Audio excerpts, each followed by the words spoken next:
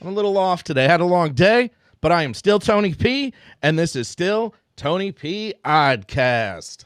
I'm ready. I'm awake now. I'm excited. West Virginians are campaigning to replace Confederate statues with Mothman. Yeah, you've heard the news, I'm sure. There's a lot of, not about Mothman, but a lot of cities taking down some of their Confederate statues. But in West Virginia, they want Mothman. They say Mothman is a hero for the working people. Jay Susan, sorry, Jay, is a 30-year-old teacher who's lived in West Virginia his entire life. And he makes it a point to decorate his 9th grade classroom with storied champions of the state's past. The brave but often misunderstood heroes pinned to the walls represent a certain rugged individualism and perseverance that inspired him as a child, and he hopes it does the same for today's kids. It's also no coincidence they're all cryptids. You got the Sasquatch, the Flatwoods Monster, and most importantly of them all, Mothman. I want our community to beat the odds, and the Mothman can embody that spirit because it's ours. It's a symbol for something bigger. It represents West Virginia. Not surprisingly, then, Sison has joined the growing chorus of West Virginians who want to replace the statues with Mothman. As a West Virginia native, I'd like to think we're all spiritually connected to Mothman, said Brianna, a 24-year-old who helped spawn the movement. It's not just some flash in the pan post either. To many West Virginians, Mothman carries more significance than any Confederate general.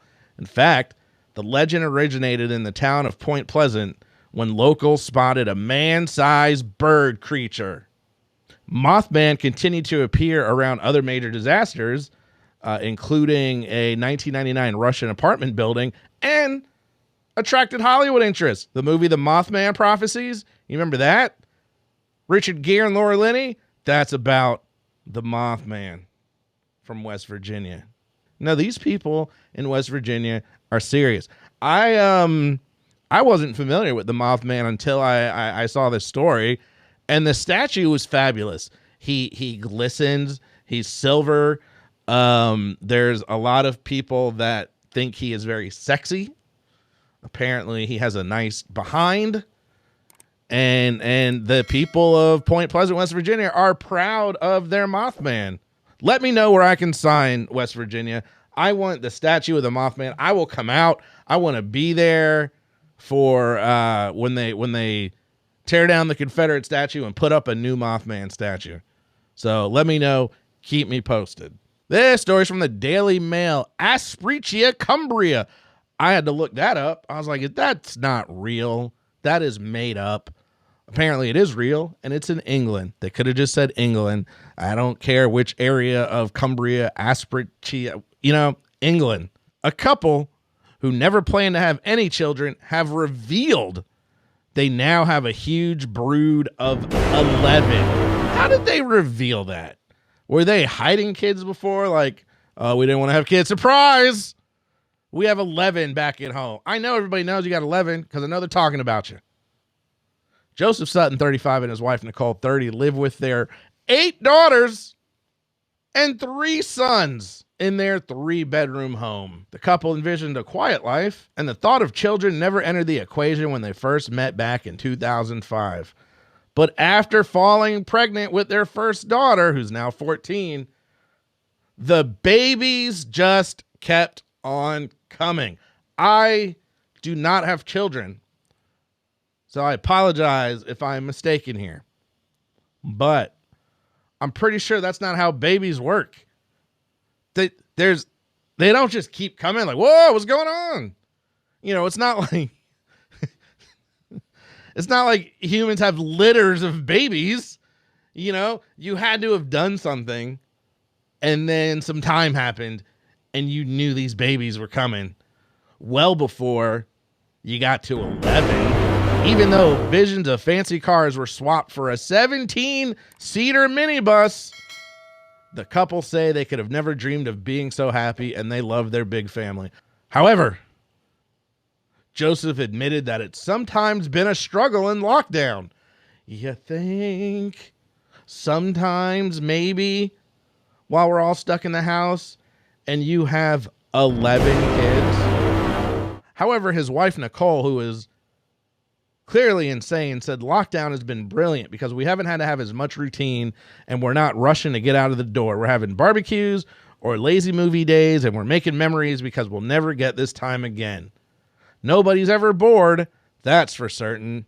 I don't think he agrees with that. To top it off, they both work. Joseph is a full-time coach driver, which I think might be taxi. I don't know. And Nicole is a part-time shop assistant. Nicole spends half an hour making 12 beds, washes 3 loads of clothes a day, and hoovers, as they say in England, which is vacuuming 5 times a day. I have one bed that I spend 0 minutes making, never. The mother said it's all about routine. Everything is laid out the night before, uniforms, toothbrushes, dishes. I gave up on ironing years ago and just used the dryer. Me too, ma'am. Me too. Picking up toys is constant, and Joseph does the bath and bed routine because he leaves before the kids wake up, so he misses all the action. How do you bathe? I'm sure, some of the kids are old enough to bathe themselves, but still, I know these people can't, they have no more than 2 bathrooms. They probably have 1. How? Somebody just ain't going wash. I'm just telling you now. If I got 11 kids, 8 of them are dirty. At the end of all this, it says the couple never planned to have such a large brood, with Joseph recalling, "We never wanted a big family. I didn't even want children." Why would you say that? Like, I guess that's what you say after you have 11. I didn't want these kids. I don't know what happened, but I'm glad I've got them all. It's good fun. It's a madhouse, but I wouldn't change it. You are lying to everybody, sir. And this last story can't be any more perfect. Out of Kansas. It's no secret, divorce can get ugly, but sometimes they even veer on the ridiculous, as is the case of a Kansas man who asked an Iowa court to approve trial by combat against his ex-wife, specifically with Japanese swords. According to USA Today, the samurai wannabe is 40-year-old David Ostrom, who told the court that his ex-wife, Bridget, had destroyed him legally. Yeah, that sucks, man. Divorces are tough. And I get, it's a rough time. You lose a lot of money and whatever. Thus, to him, it only made sense that they settle their custody battle using a tradition from a culture he most certainly knows nothing about. The sword battle. He said it would allow for him to duke it out with his ex or her attorney on the field of battle, where he will rend their souls from their corporeal bodies. Now, you may be saying to yourself, oh, did you mean to say corporeal? No, he said corporal bodies.